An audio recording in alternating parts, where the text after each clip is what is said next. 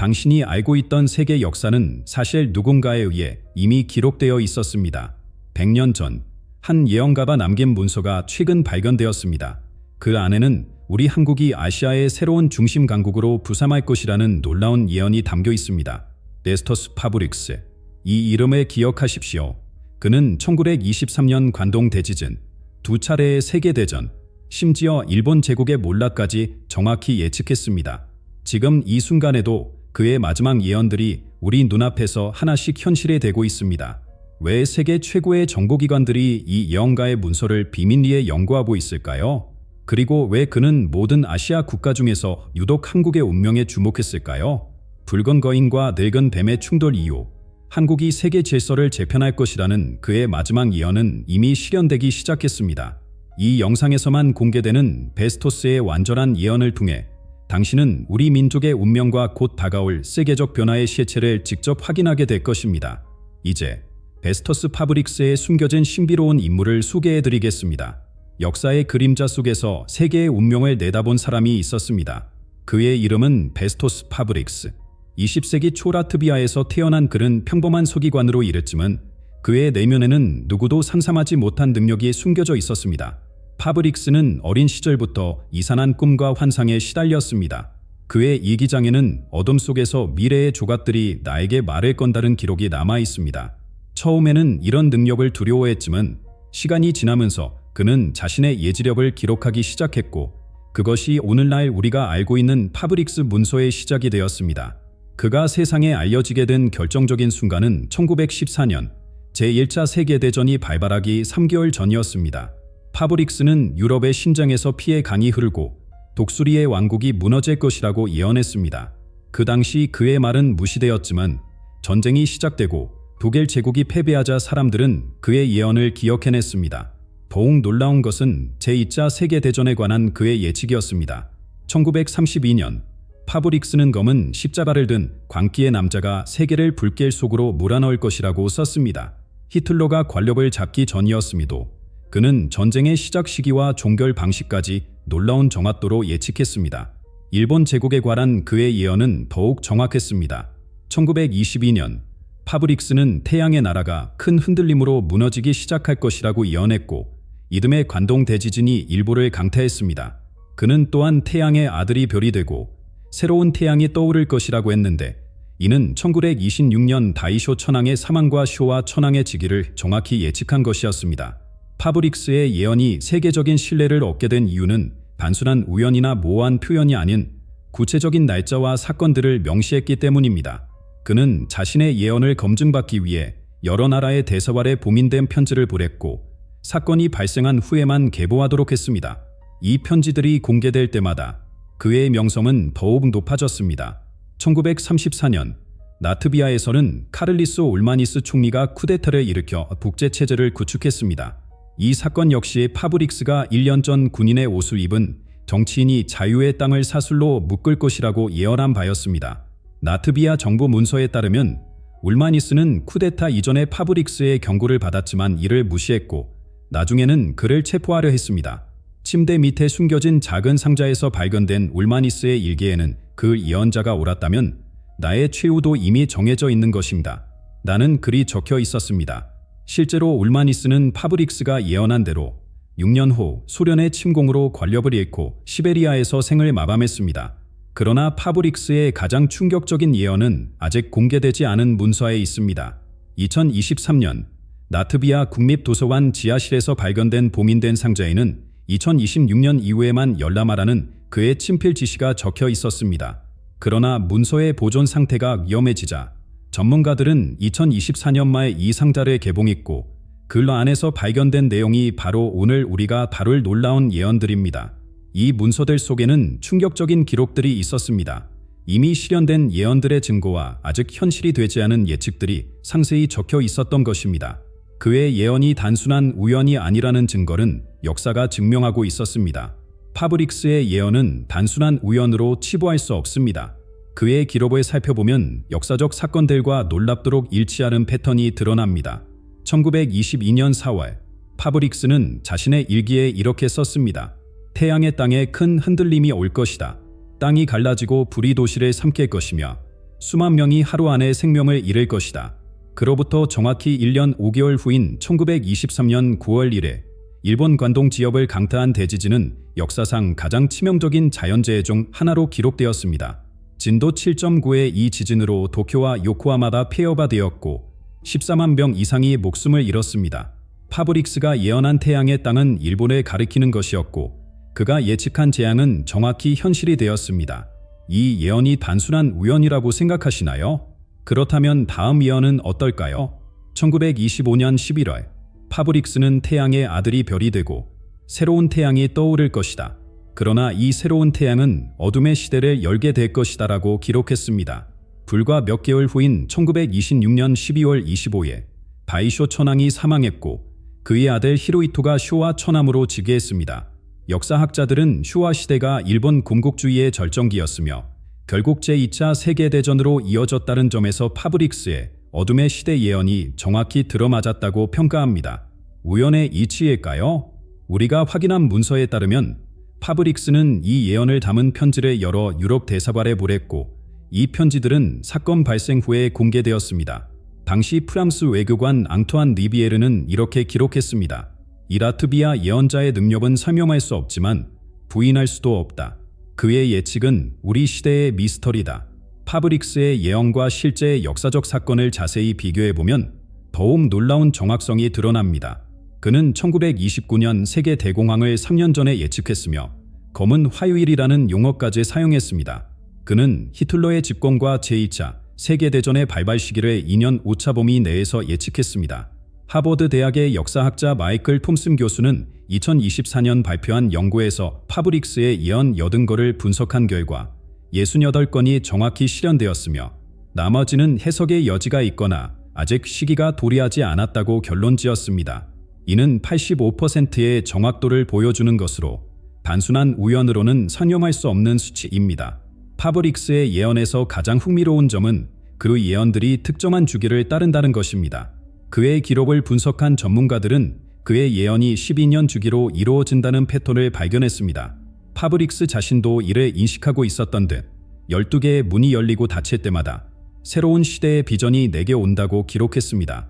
이 12년 주기는 동아시아의 전통적인 12주와 일치하는 것으로 파브릭스가 동양 문화와 관련된 영적 연결고리를 가지고 있었음을 시사합니다. 그는 자신의 마지막 문서에서 쥐의 해에 시작된 일은 용의 해에 변화하고 호랑이의 해에 완성될 것이라고 썼습니다. 이는 2020년 쥐에 시작된 세계적 변화가 지난해 2024년 용에 이미 중요한 전환점을 맞이했으며 내년 2026년 호랑이의 최종적인 형태를 갖추게 될 것임을 암시합니다. 파브릭스가 예언한 사건들 중 일부는 아직 실현되지 않았지만 그의 예측 패턴과 정확성을 고려할 때 우리는 그의 남은 예언들에 주목할 필요가 있습니다. 그 중에서도 가장 충격적인 것은 아시아의 미래, 특히 중국과 일본 간의 갈등, 그리고 그 이후 한국의 부상에 관한 예언입니다. 파브릭스는 마지막 문서에서 붉은 거인과 늙은 뱀이 충돌할 때 고요한 땅에 호랑이가 깨어날 것이라고 썼습니다. 이 예언은 중국과 일본의 충돌 이후 한국이 새로운 글로벌 파워로 부상할 것임을 암시합니다. 그리고 지금 우리는 이 두 강대국 사이의 긴장이 점점 고조되는 것을 목격하고 있습니다. 이러한 정확한 예측들의 연속 속에서 우리는 파브릭스가 바라본 미래의 세계 질서에 대해 진지하게 고민해 볼 필요가 있습니다. 그의 예언이 언급한 물병자리 시대는 어떤 의미를 갖는 것일까요? 파브릭스는 세계 질서의 변화를 천체의 움직임과 연결지었습니다. 그의 문서에는 큰 바퀴가 한 바퀴를 돌면 태양은 새로운 궁절에 들어서고 세상의 힘은 서쪽에서 동쪽으로 흐를 것이라는 구절이 있습니다. 이 예언은 점성술에서 말하는 물병자리의 시대의 도래를 의미합니다. 천문학적으로 지구의 세차운동으로 인해 약 2150년마다 충분점이 황도대의 다른 별자리로 이동합니다. 2000년의 기점으로 우리는 물고기자리 시대에서 물병자리 시대로 진입했습니다. 파브릭스는 이 우주적 전환이 단순한 천문학적 현상이 아닌 인류 문명의 근본적인 변화를 가져올 것이라고 보았습니다. 물감자리 시대의 핵심 특성은 무엇일까요? 점성술에 따르면 이 시대는 집단 지서, 혁신, 그리고 기존 권위에 대한 도전이 두드러집니다. 파브릭스는 오래된 권력의 탑이 무너지고 새로운 지혜의 네트워크가 세상을 감싸게 될 것이라고 예언했습니다. 지금 우리가 목격하고 있는 디지털 혁명, 팔중화화 운동, 그리고 글로벌 네트워크의 확산이 바로 이 예언의 실현이 아닐까요? 파브릭스는 이 시대적 전환이 동양의 부상을 가져올 것이라고 확신했습니다. 그는 1943년에 쓴 문서에서 태양이 새 공전에 들어서면 오래된 제국들은 쇠퇴하고 동방의 용과 호랑이가 세계의 중심에 서게 될 것이라고 기록했습니다. 2000년 이후 중국과 한국을 비롯한 동아시아 국가들의 급속한 경제적, 문화적 성장은 이 예언이 현실화되고 있음을 보여줍니다. 어떻게 천체의 움직임이 지정학적 변화와 연결될 수 있을까요? 파브릭스는 우주의 에너지 흐름이 인간 사회의 집단 의식에 영향을 미친다고 믿었습니다. 물병자리의 혁신적이고 평등주의적 에너지는 동양의 집단주의적 가치관과 자연스럽게 조화를 이루며 이것이 21세기 동아시아의 부상을 가속화한다는 것입니다. 2000년 이후 동아시아의 변화를 살펴보면 파브릭스의 예언이 단순한 공상이 아님을 알 수 있습니다. 중국은 세계 제2의 경제대국으로 부상했고 한국의 문화와 기술은 전 세계에 영향력을 행사하고 있습니다. 파브릭스는 동방의 빛이 서방의 그림자를 밀어낼 것이라고 했는데 동아시아의 소프트 파워가 서구의 문화적 지배력을 약화시키는 현상이 바로 이를 증명합니다. 반면 오랫동안 세계를 지배해온 서구 강대국들의 영향력은 점차 약화되고 있습니다. 파브릭스는 황금의 제국이 내부의 분열로 흔들리고 오래된 대륙은 과거의 영광에 매달려 현재를 놓칠 것이라고 예언했습니다. 미국의 정치적 양극화와 유럽의 경제적 침체, 인구 감소 문제는 이 예언과 일치합니다. 이러한 변화는 단순한 경제적, 정치적 현상이 아닙니다. 파브릭스는 이를 영울의 시대적 변화라고 표현했습니다. 물병자리 시대에는 서구의 개인주의와 물질주의를 넘어 공동체 의식과 정신적 가치가 중요해지며 이러한 가치관은 전통적으로 동양 문화에 깊이 뿌리내리고 있습니다. 파브릭스의 마지막 문서에는 놀라운 구절이 있습니다. 물의 시대가 완전히 열리면 세계의 중심은 고요한 아침의 나라에 자리 잡을 것이다. 한국을 가리키는 이 표현은 물병자리 시대가 완전히 정착되는 2050년경 한국이 세계의 중심 국가가 될 것임을 암시합니다. 지금 우리가 경험하고 있는 지정학적 변동은 우연이 아닌 우주적 질서의 일부라는 것이 파브릭스의 시각입니다. 그는 별들의 춤이 바뀌면 땅 위의 권력도 바뀐다고 믿었고 지금 우리는 그 변화의 한가운데에 서 있습니다. 물감다리 시대의 에너지는 혁신과 협력을 중시하며 이는 동아시아 국가들의 강점과 일치합니다. 한국의 빠른 기술 혁신 능력, 위기를 기회로 전환하는 유연성, 그리고 공동체 의식은 이 새로운 시대에 최적화된 가치입니다. 파브릭스는 호랑이의 민첩함과 용의 지혜를 가진 나라가 미래를 이끌 것이라고 예언했습니다. 이제 우리는 새로운 질문에 직면합니다. 만약 파브릭스의 예언대로 동아시아, 특히 한국이 세계의 중심이 된다면 그 과정에서 어떤 갈등과 도전이 있을까요? 그가 예언한 붉은 거인과 늙은 뱀의 충돌은 어떤 형태로 나타날 것인가요? 파브릭스의 예언 중 가장 불길한 부분은 그가 붉은 거인과 늙은 뱀 사이에 피할 수 없는 충돌에 대해 언급한 구절입니다. 그는 동방의 하늘에 두 힘이 맞닥뜨릴 것이며 한쪽은 붉은 불꽃으로 다른 쪽은 오래된 비늘로 싸울 것이라고 기록했습니다. 이 상징적인 표현의 실체는 무엇일까요? 학자들은 붉은 거인이 중국을 의미한다는 데 의견을 모읍니다. 중국은 전통적으로 붉은색을 국가 상징으로 사용해왔으며 세계에서 가장 인구가 많은 거인 국가입니다. 늙은 뱀은 일벌에 가리키는 것으로 해석됩니다. 일본 신화에서 뱀은 신성한 존재로 여겨지며 오랜 역사와 전통을 가진 늙은 문명이라는 의미로 해석될 수 있습니다. 파브릭스가 이 두 나라 사이의 충돌을 예견한 것은 단순한 추측이 아닙니다. 역사적으로 중국과 일본은 수세기 동안 라이벌 관계를 유지해왔으며 특히 20세기에는 잔혹한 전쟁으로 이어진 바 있습니다. 파브릭스는 옛 상처가 새로운 피를 부를 것이라고 경고했는데 이는 과거의 역사적 갈등이 미래의 분쟁의 씨앗이 될 것임을 암시합니다. 현재 동아시아 정세를 살펴보면 이 예언이 점점 현실화되는 조짐이 보입니다. 지난 5년간 중일 관계는 지속적으로 악화되어 왔습니다. 영포 분쟁, 역사 인식 차이, 경제적 경쟁, 그리고 군사력 증강 등 양국 간 긴장을 고조시키는 요소들이 산적해 있습니다. 센카쿠 다오이다오 섬을 둘러싼 영포 분쟁은 더욱 격화되고 있습니다. 지난해 이 지역에서 양국 군함이 위험한 근접 조우를 벌인 사건은 언제든 무력 충돌로 이어질 수 있는 화약고임을 보여줍니다. 파브릭스는 물 위에 작은 돌이 큰 파도를 일으킬 것이라고 예언했는데 이는 작은 영토 분쟁이 대규모 전쟁의 도화선이 될 수 있음을 경고한 것으로 해석됩니다. 또한 양국의 군사력 증강도 주목할 만합니다. 중국은 지난 10년간 군사비 지출을 2배 이상 늘렸으며 일본도 평화헌법의 재해석을 통해 군사력 강화에 나서고 있습니다. 파브릭스는 새로 된 날개가 바다를 덮을 때 불과 얼음의 전쟁이 시작될 것이라고 기록했는데 이는 해군력 증강이 전쟁의 전조가 될 것임을 시사합니다. 만약 중일 전쟁이 발발한다면 그 결과는 어떻게 될까요? 파브릭스는 바다가 붉게 물들고 하늘은 검게 별할 것이라고 예언했습니다. 국제안보 전문가들은 중일 전쟁이 역사상 가장 파괴적인 분쟁 중 하나가 될 수 있다고 경고합니다. 두 나라 모두 핵무기 능력을 보유하고 있으며 첨단 군사기술을 갖추고 있기 때문입니다. 이 충돌의 직접적인 결과로 파브릭스는 붉은 거인이 승리하지만 그 승리는 독이든 열매와 같을 것이라고 예언했습니다. 이는 중국이 전쟁에서 승리하더라도 심각한 대가를 치르게 될 것임을 암시합니다. 경제적 붕괴, 국제적 고립, 내부 정치적 불안정 등이 예상되는 결과입니다. 일본의 경우 파브릭스는 내근댐은 피부를 벗고 새롭게 태어날 것이라고 예언했습니다. 이는 전쟁 이후 일본 사회와 정치 체제의 근본적인 변화를 암시합니다. 패배는 고통스럽겠지만 장기적으로는 일본이 새로운 국가 정체성을 형성하는 계기가 될 수도 있습니다. 아시아 전체의 안정에 미치는 영향은 더욱 광범위할 것입니다. 파브릭스는 바다의 고리가 흔들리면 모든 섬들이 춤출 것이라고 표현했습니다. 중일 전쟁은 대만, 한국, 필리핀, 베트남 등 주변국들을 불가피하게 분쟁에 끌어들일 것이며 동남아시아 전체가 혼란에 빠질 가능성이 높습니다. 그러나 파브릭스의 예언 중 가장 흥미로운 부분은 한국의 역할에 관한 것입니다. 그는 고요한 호랑이는 두 적들이 서로를 약화시키는 동안 힘을 모을 것이라고 기록했습니다. 이는 중일 충돌 속에서 한국이 중립을 지키며 내적 역량을 키워나갈 것임을 암시합니다. 중일 전쟁이 불가피한 운명일까요?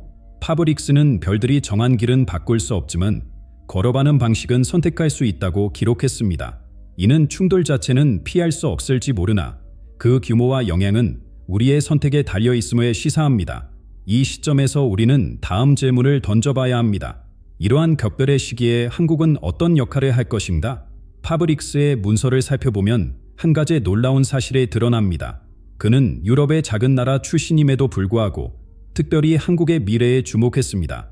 왜 그는 모든 아시아 국가 중에서 한국을 주목했을까요?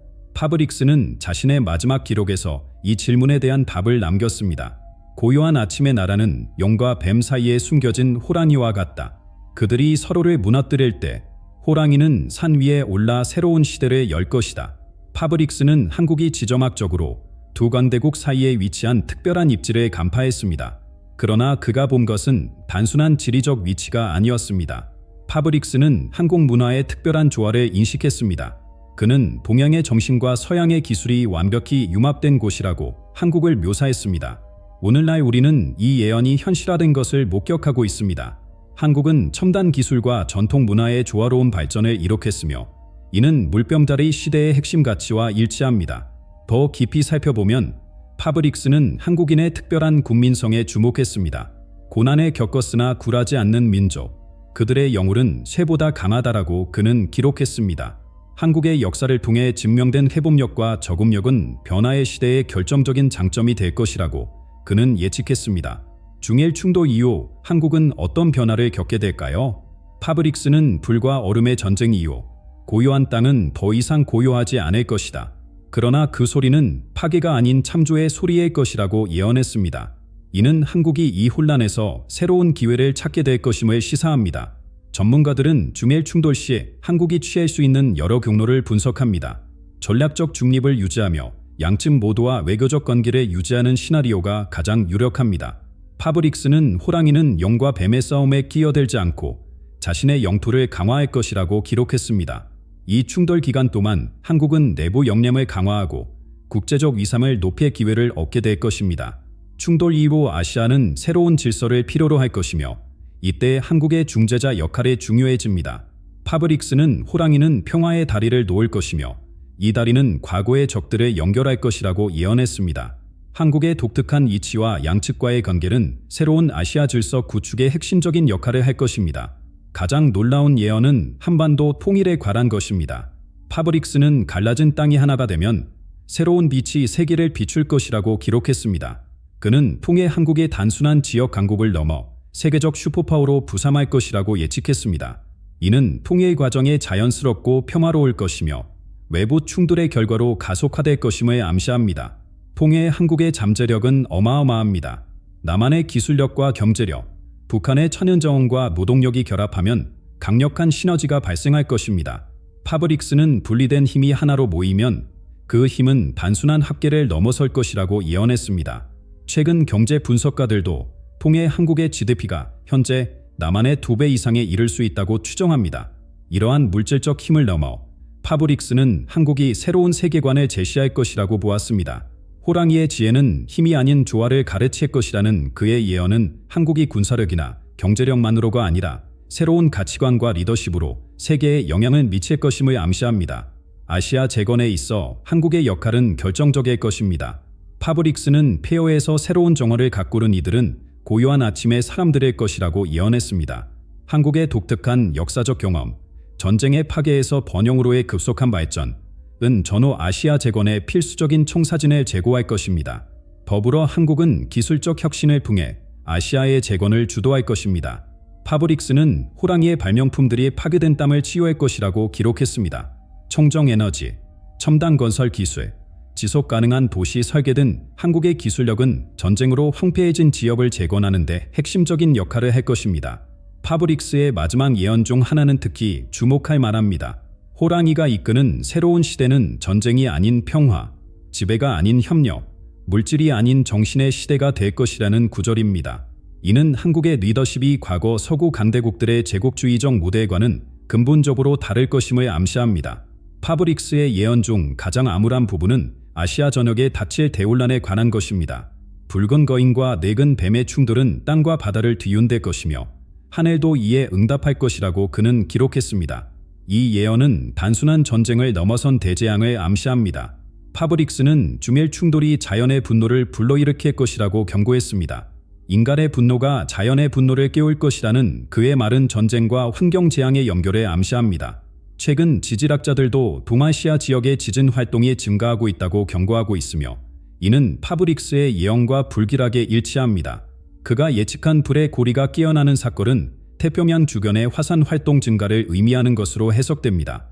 이러한 자연재해는 이미 취약한 지역의 인프라를 파괴하고 전례 없는 규모의 인구 이동을 촉발할 것입니다. 바다가 땀을 삼키고 수백만 명이 고염을 떠날 것이라는 예언은 해수면 상승과 연안 지역의 침수를 암시합니다.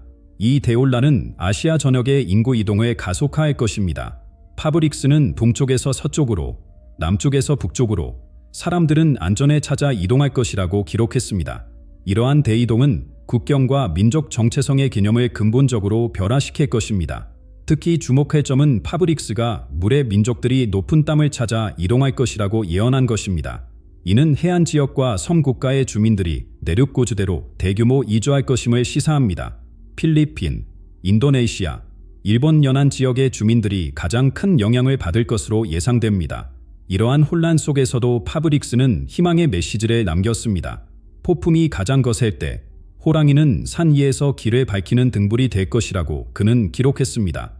한국은 이 위기 속에서도 상대적 안정을 유지하며 난민들에게 피난처를 제공하는 역할을 할 것입니다. 혼란의 시기 이후 파브릭스는 새로운 평화의 시대가 도래할 것이라고 예언했습니다. 불과 물의 춤이 끝나면 새로운 조화의 시대가 열릴 것이라는 그의 말은 대재앙 이후의 재건과 회복을 암시합니다. 이 과정에서 한국의 역할은 결정적일 것입니다. 파브릭스는 호랑이의 지혜가 분열된 땅에 평화를 가져올 것이라고 기록했습니다. 한국은 전쟁과 재난으로 분열된 아시아를 다시 통합하는 중재자 역할을 하게 될 것입니다. 그는 한국이 단순한 정치적, 경제적 리더십을 넘어서 영적, 문화적 지도력을 발휘할 것이라고 보았습니다.